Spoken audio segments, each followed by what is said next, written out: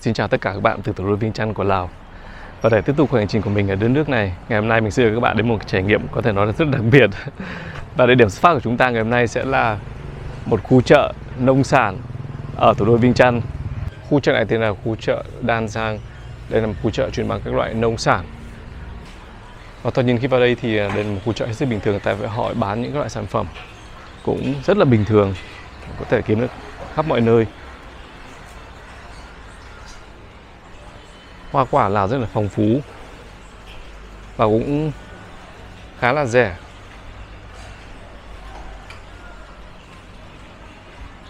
Bên này là các đồ ăn. Có một loại xúc xích hoặc là loại lòng dồi cũng khá giống của chúng ta, tuy nhiên ở đây họ làm chủ yếu bằng thịt trâu. Còn đây là món cá hấp.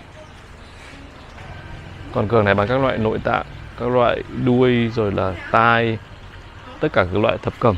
Và cái bình thường đó ở ngôi chợ này kết thúc ở cửa hàng này. Và bây giờ chúng ta sẽ vào ngay để tìm hiểu xem nó nằm ở chỗ nào. Tuy nhiên cửa hàng này bán một số loại thức ăn mà có lẽ là không phải ai cũng dám ăn. Đây là những con bọ, châu chấu.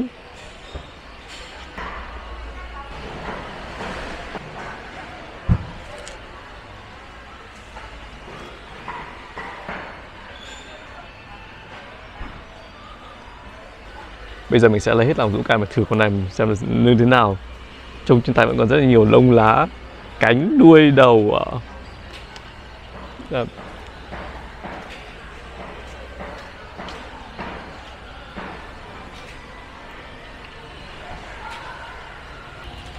Ăn không có nỗi nào, ăn rất là ngon nữa là khác. Nhưng mà các bạn có biết là cái cảm giác khi mà nhìn vào thì nó không được bắt mắt lắm. Do vậy mà không những mồm ăn mà mắt cũng ăn cùng nữa. Do vậy mà nó tạo ra cái tâm lý cũng rất là đáng sợ. Nhưng mà họ làm khá là được. Còn đến lượt châu chấu.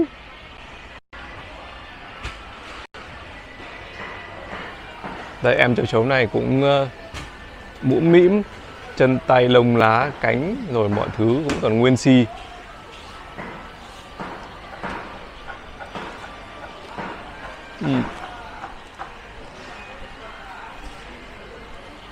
Chấu ăn thì có mùi một chút, mùi nặng một chút, tại vì có cái mùi làm sao tanh tanh của một con côn trùng, không có thể cảm nhận rất rõ được.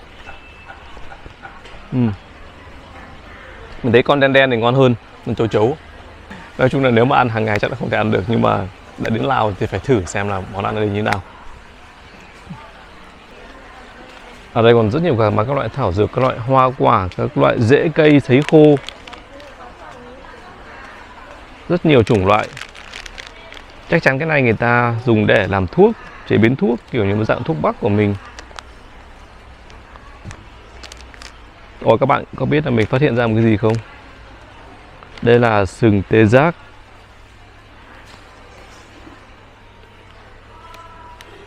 Sừng này có vẻ như là sừng thật. Wow, sừng tê giác ở đây luôn.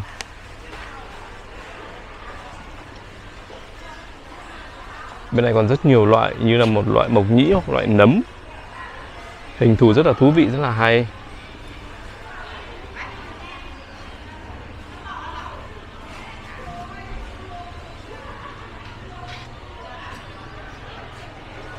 Một loại nấm thì phải. Rất là đẹp.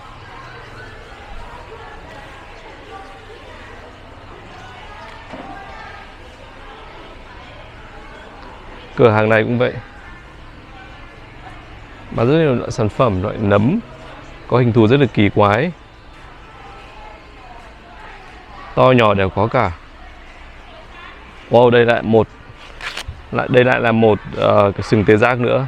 Đây là sừng tê giác rất là to, và mình đoán rằng đây là sừng tê giác thật chứ không phải là giả.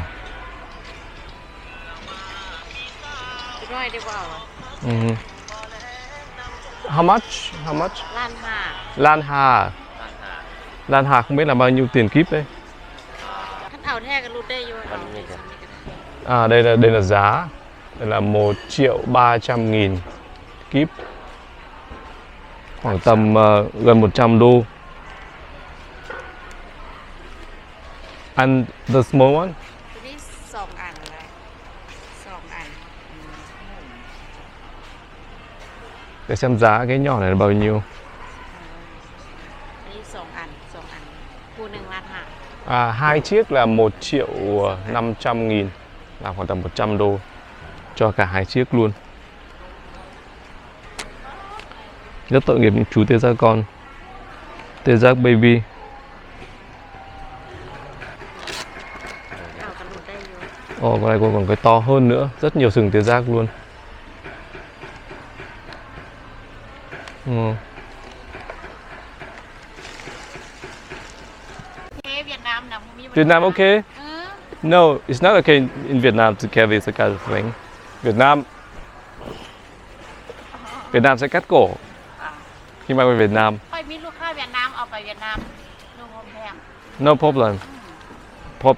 Problem. Con này cô đang thuyết phục mình mua cái sừng tê giác, tuy nhiên mình nói rằng là ở Việt Nam đấy là điều cấm kỵ, không được phép mang về, nhưng mà cô ấy bảo là không vấn đề gì cả, có thể mua mang về Việt Nam được. Các bạn có biết đây là sản phẩm gì không? Đây là da trâu được bán khắp mọi nơi ở Lào. Một món ăn có vẻ như rất là phổ biến. Đây là da trâu còn tươi.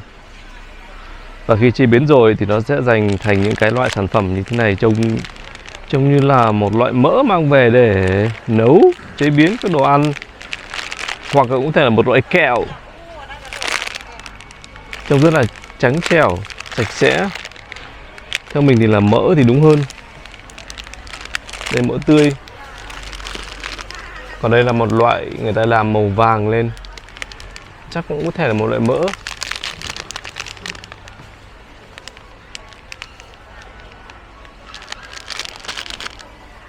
Mỡ da trâu. Còn đây là ếch. Ếch rất nhiều, ta sấy khô về để mang về chắc để làm thuốc. Ếch này có thể là để ngâm rượu hoặc để có thể để chế biến các món ăn luôn được. Con cờ này bán vô số tắc kè đã được sấy khô. Cái này người Việt Nam mình cũng rất là ưa chuộng, mua về để làm ngâm rượu.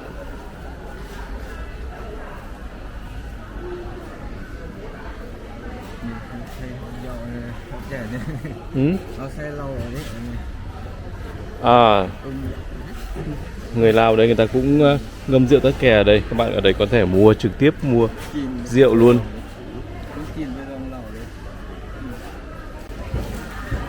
Cửa này còn bán ốc và một loại trông như một loại con sâu. Bên cạnh đó là các bạn châu chấu đây, châu chấu sống ấy.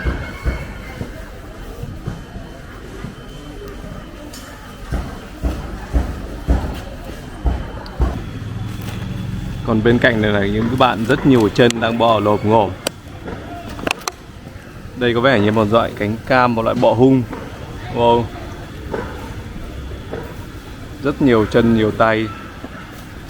Con này không biết là họ ăn như thế nào.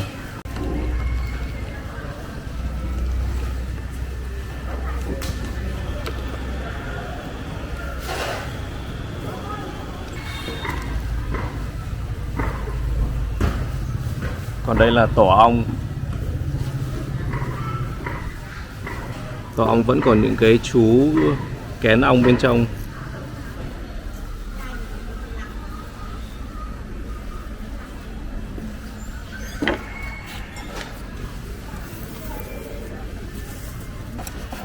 Còn trong cái thùng này là những chú ong đã được ngâm nước ở trong này.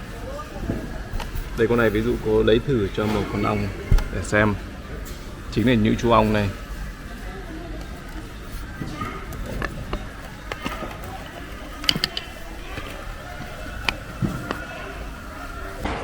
Còn đây là đặc sản dế mèn của Lào. Dế mèn. Còn ngay bên cạnh là đây là một loại bọ nữa. Các bạn hãy xem đi.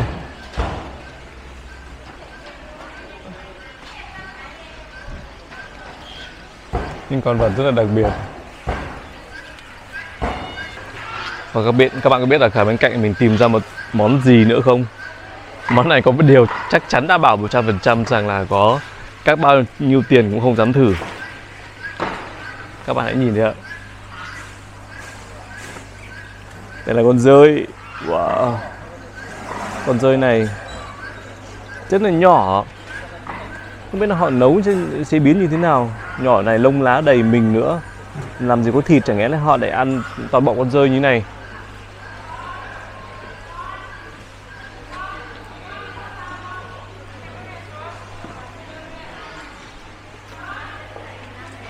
Cũng có rất nhiều hoa quả giống y của Việt Nam mình. Đây lại là tổ ong nữa.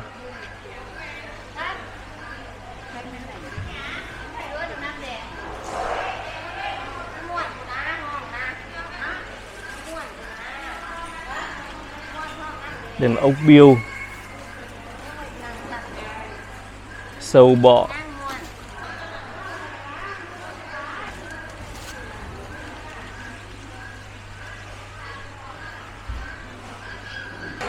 Ở đây họ bán rất nhiều ếch.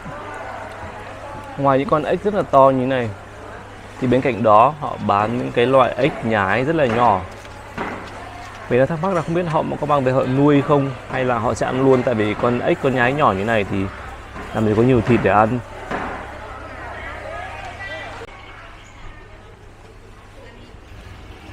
Xin giới thiệu với các bạn, đây là món chuột nướng ở Lào. Nhiều các bạn có dám ăn cái món này không? Chuột đây người ta đã làm sẵn theo dạng barbecue nướng lên và xiên cả què.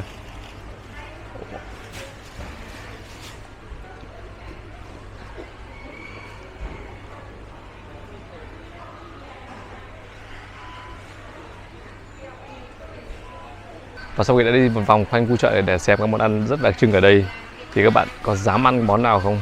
Hãy để dưới phần bình luận cho mình biết ý kiến của các bạn nhé. Ở Lào có rất nhiều khu bán hàng rong ở khắp các cái góc phố. Và ở cái góc này mình tìm ra được một số món nữa. Ở đây ngoài một vài món mà mình vừa giới thiệu cho các bạn ở khu chợ, ví dụ như đây là mấy con bọ, con không biết gọi là con gì nữa luôn.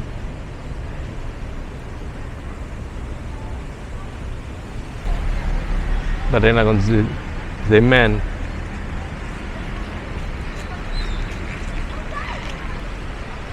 Thì ở đây còn một món nữa. Đố các bạn đây là con gì? Đây chính là con gián. Wow. Họ phơi khô ở đây. Và khả năng là nếu mà các bạn muốn ăn thì họ có thể làm trực tiếp ở đây. Tại vì ở đây họ có các dụng cụ luôn. Con này chắc là mình cũng không dám thử. Trông không được đẹp mắt. Có vẻ như là họ không từ bất kỳ một loại côn trùng nào hết. Ở Việt Nam mình mọi người cũng ăn rất nhiều món, nhưng mà không biết những cái món rất đặc biệt, rất đặc trưng như này liệu có không. Nếu bạn nào ở Việt Nam mà biết món này ở tỉnh nào có chẳng hạn ấy, thì làm ơn giới thiệu cho mình biết.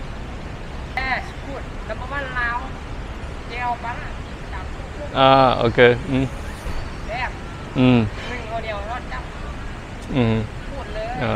Để anh chủ quán này anh giới thiệu cái món rán. Đại khái ý là ăn rất là ngon, làm súp rồi là rán lên ăn rất là ngon.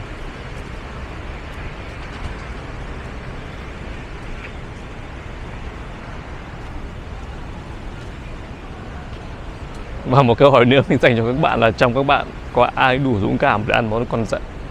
Và một câu hỏi nữa mình muốn hỏi các bạn là trong các bạn có ai đủ dũng cảm để ăn món rán này không?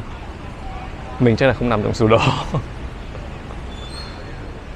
Hiện nay mình đang ở một nhà hàng khá nổi tiếng ở thủ đô Viêng Chăn. Mục đích của mình đến đây là để thử một vài món đặc trưng của Lào.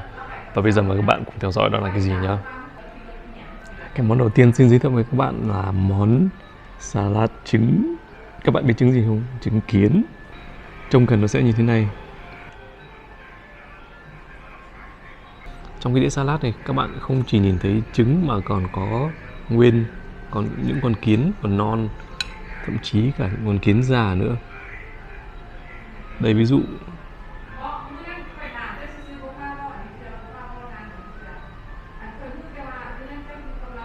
Thành phần của cái món salad này là trứng kiến và các con kiến, đồng thời có thêm rau húng, hành tươi và được trang trí bởi hình như đây là xoài và đây là lá lốt.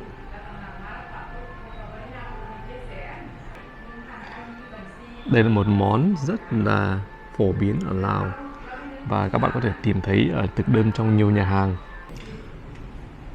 Đầu tiên sẽ kiểm tra cái mùi của nó xem nó như thế nào. Mùi rất là thơm, thơm của các gia vị được đưa vào, của rau húng và của lạc và vừng. Không hề có một cái mùi gì tanh của côn trùng hết.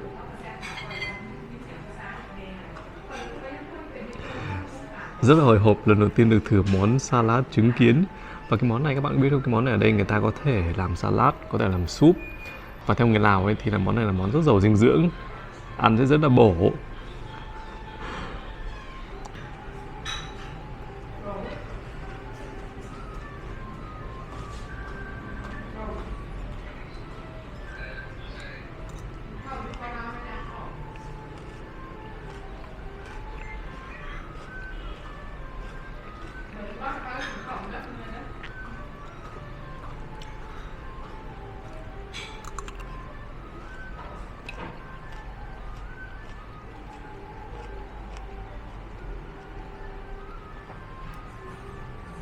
Đúng là cái cảm giác, cái tâm lý đóng vào vai trò rất là quan trọng trong nhiều lĩnh vực chứ không chỉ trong ăn uống thôi. Tại vì nếu mà chỉ nói về khẩu vị không thì ăn rất là ngon. Người ta làm không có mùi gì khó ngửi cả. Toàn là mùi chanh, mùi rau, rất là thơm những người khác. Tuy nhiên cái cảm giác là mình cho vào mồm mình một cái món gì đó nó khác biệt, nó khác lạ so với những món mình ăn thông thường hàng ngày. Do vậy mà cảm giác là hơi bị phải vượt qua, đại khái là cái cảm giác mình phải vượt qua cái điều đó một chút. Nhất là trong đây còn những chú kiến còn khá là to, khá là già rồi.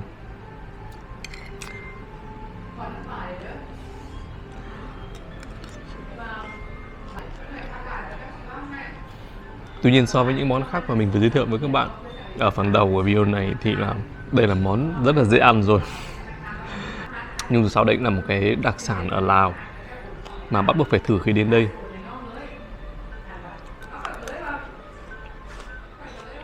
Và tiếp theo sẽ là một món này lại liên quan đến côn trùng. Các bạn hãy xem đi.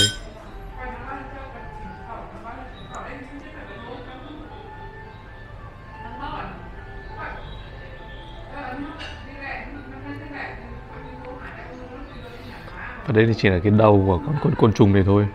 Còn con này thì là một con bọ nước. Và chân tay, cổ cánh là họ giã ra hết rồi để làm nên cái món gọi là cái món pate côn trùng. Nhìn cận cảnh thì cái món này nó sẽ trông như thế này. Bên trong có vẻ như rất nhiều gia vị và rất nhiều ớt, nhiều rau. Và đương nhiên là có thịt của con côn trùng này. Bây giờ chúng ta sẽ thử ngay bây giờ xem mùi vị của nó ra sao. Mùi rất là thơm, không biết họ cho gia vị gì vào mà rất là thơm.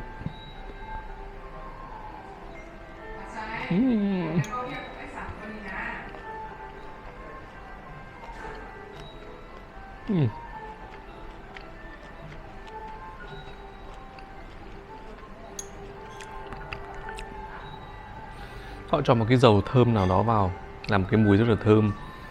Và cái này mặc dù trông rất nhiều ớt nhưng khá cay, nhưng mà bên trong có rất nhiều chân, tay, rồi cái mình của con này ăn nó có cái sự sượng sạn sạn mà các bạn cảm thấy rõ. Đây ví dụ đây còn có một cái chân đấy. Chân của nó vẫn còn. Mình sẽ cố ăn một cái thìa nữa nhưng mà ôi, có cánh. Còn có cánh và tất cả mọi cái là cả thân mình của con bọ này vẫn còn nguyên trong bên này.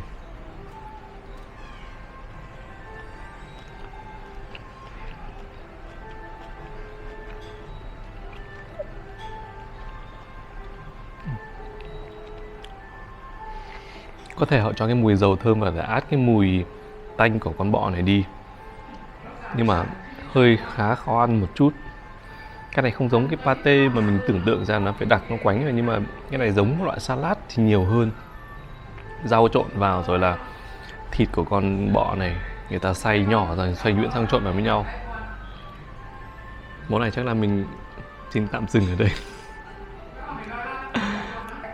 Vẫn có thể cảm nhận một chút nào đó mùi, mặc dù mình đoán là họ cho dầu thơm vào đây để làm át cái mùi tanh của con bọ này đi. Hơi khó ăn, món này hơi khó ăn. Đúng là ẩm thực thế giới thật là thú vị, có rất nhiều món cần khám phá, mà ngay ở đất nước Lào, đất nước láng giềng của chúng ta thì còn có rất nhiều thứ mà không biết là ở đây có tồn tại. Nên các bạn sang Lào thì nhớ thử những cái món này, bạn nào dũng cảm thì có thể ăn, mà có khi nếu mà đúng khẩu vị có thể ăn thấy ngon nữa là khác. Thực của Lào và hành trình khám phá ẩm thực Lào của mình vẫn chưa kết thúc. Hiện nay mình thấy đứng ở cái khu chợ bán ẩm thực đêm lớn nhất ở thủ đô Viêng Chăn của Lào, và bây giờ chúng ta sẽ đi tìm hiểu khám phá xem ở đây họ bán những món gì và có món gì đặc biệt không. Buổi tối khoảng tầm 6-7 giờ là tất cả mọi người đổ về đây. Ở đây có rất nhiều hải sản, đặc biệt là mực. Và mực ở đây họ ăn chủ yếu bằng cách nướng trên lò than. Ngoài ra các loại ngao, sò, ốc hến cũng rất là sẵn. Đặc biệt là xúc xích và các loại đồ nướng rất phổ biến ở đây. Bây giờ chúng ta vào xem người Lào ăn xúc xích cái này như thế nào. Các loại xúc xích làm bằng đủ chất liệu, đủ loại màu.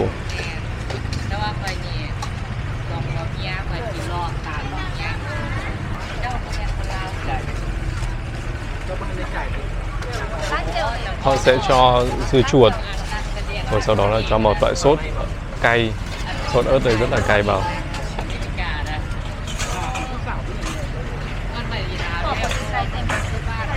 Sau đó cho thêm đây là một loại lá gia vị, và đây là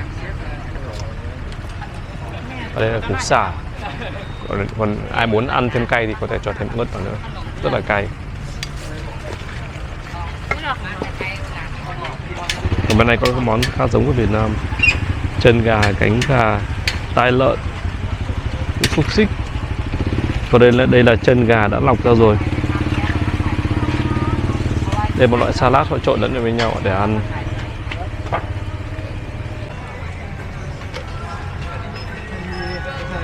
Người Lào họ ăn rất là cay.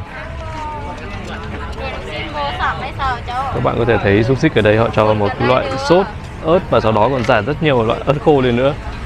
Vậy là rất là cay luôn. Cửa này còn bán một loại đồ xiên bằng rau rất đẹp mắt.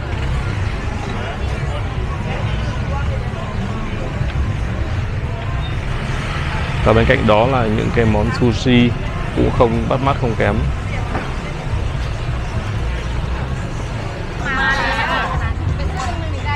Bên này có ốc biêu, một loại sò. Còn ngay bên cạnh đó các bạn hãy nhìn thấy thịt cá sấu.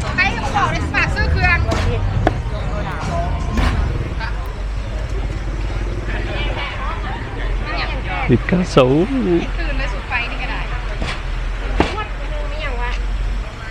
Còn đây là món có lẽ là không dành cho những người xấu bụng, tại vì họ trộn những cái đồ này là đồ sống họ chưa chín.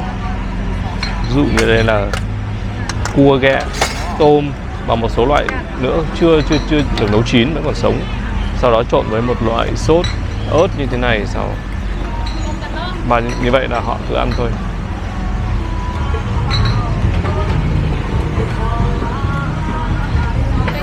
Còn đây là một món ở đâu cũng có, tuy nhiên không phải ở đâu cũng làm như ở Lào. Món trứng xiên. Họ nướng kiểu gì rất là giỏi, họ xiên kiểu gì rất là giỏi, họ xiên qua quả trứng và sau đó nướng lên. Cửa hàng này bán đồ ngọt và có rất nhiều các loại bánh, một vài loại cũng giống Việt Nam. Món này trông khá thú vị, nó giống quả bí ngô, bên trong là cho hoa mát và hay một loại thạch nào đó vào. Và như vậy chúng ta vừa đi khám phá cái nền ẩm thực của đất nước Lào. Và hy vọng qua đó mình đã mang lại cho các bạn một vài cái điểm mới mẻ mà có thể các bạn chưa biết, mặc dù là Lào là một nước rất gần chúng ta. Cảm ơn các bạn đã theo dõi và hẹn gặp lại các bạn trong các video tiếp theo. Xin chào và tạm biệt các bạn từ thủ đô Vientiane của Lào.